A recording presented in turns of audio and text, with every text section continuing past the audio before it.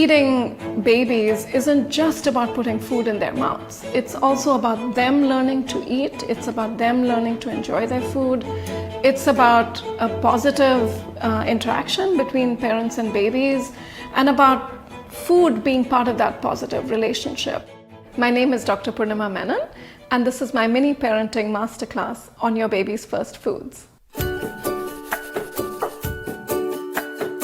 So 6 months is just about the right time to start introducing babies to first foods. It's the time when breast milk stops being enough in terms of fulfilling nutritional needs.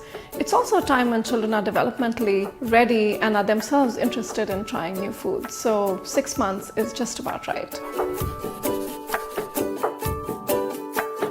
It's quite important that these first foods be as packed with nutrients as we can possibly make happen. So pureed colored vegetables like carrots and pumpkin and sweet potatoes, pureed fruits are nice. You can feed them pureed meats if your family eats those. Eggs are a great first foods for babies. You can actually modify almost anything you're eating at home. You just need to mash it up and puree it a bit for babies. We also want to make sure that we avoid foods that are not giving babies vitamins and proteins and minerals. So we want to make sure that those first foods are not excessively sugary, they're not excessively salty, but really that they're packed with the right kinds of nutrients to grow brains.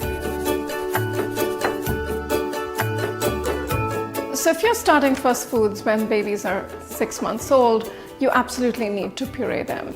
First foods need to be soft. The babies need to be able to swallow them easily. Now you can adapt this over time. So when you first introduce foods, you need to puree them, but you can adapt the texture a little bit as the babies grow a little bit older.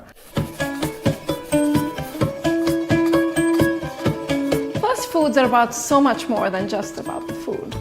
It's about culture, it's about love, it's about children learning to become part of our families. And if parents keep that whole picture in mind, it just takes the stress off a little bit from just getting food into your baby's mouth. And I think the best thing we can do is remind ourselves that children are learning. They're learning who we are, they're learning what foods we eat as families, they're learning what they like, because they don't know what they like until they taste it. And we're learning about them when we see them experience those foods. So it's really important not to be stressed. It's really important to approach it with patience, with persistence, and really a lot of love, because it is about learning in the end. Oh, babies refuse foods all the time. And again, we have to remember it's them learning. You're tasting something new. It's very natural for babies sometimes to refuse that taste. And sometimes the science in fact tells us that babies need to taste something several times before they can be comfortable with it. So it's quite important that parents not lose hope or feel like the baby, once they've rejected a food, that it's rejected forever.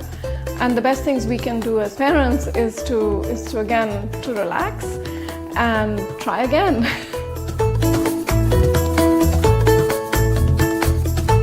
You can feed babies either with a spoon or with very clean hands. It's really quite important to wash hands and make sure that everything you're feeding the baby with is as clean as it can be. Again, the one thing we have to remember is that babies are learning and they're very interested in their food.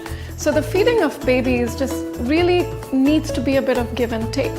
Part of feeding babies is also listening and watching for their cues, for parents to understand the signals that babies are telling them, because just as they can't feed themselves, they also can't talk to us and tell us when they're not enjoying something quite as much as we'd like them to, or when they've just really, their tummies are full. So they can't tell us that verbally, and so they use a range of cues to send signals. What happens when they get a little bit older is that they also want to start touching their food and feeding themselves. And again, that can start as early as when they're 9 months old to a year old. We can control what we offer babies, but we should let them have some control over how they interact with the food. When you start first foods, you want to start offering them about 3 or more times a day. And then as the babies grow older, so as soon as maybe they're 9 or 12 months of age, you need to increase this to about 4 times a day. And you need to increase the quantities as well. So it isn't enough to just feed the same quantities at 12 months that you were feeding the baby at 6 months. So both the frequency and the quantities need to increase as the babies grow older. You should absolutely continue to breastfeed.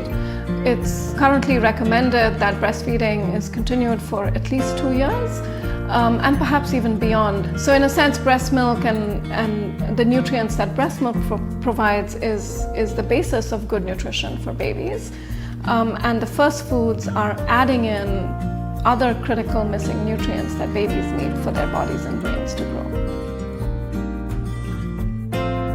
Parents spend a lot of time feeding babies in those first few years of life, and so feeding moments also offer opportunities for play and opportunities to demonstrate love.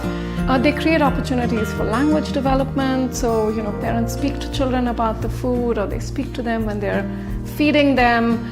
So first foods isn't just about nutrition for the brain. It's also about creating opportunities to bring together nutrition, play, positivity, the things that we know really help babies' brains grow very well.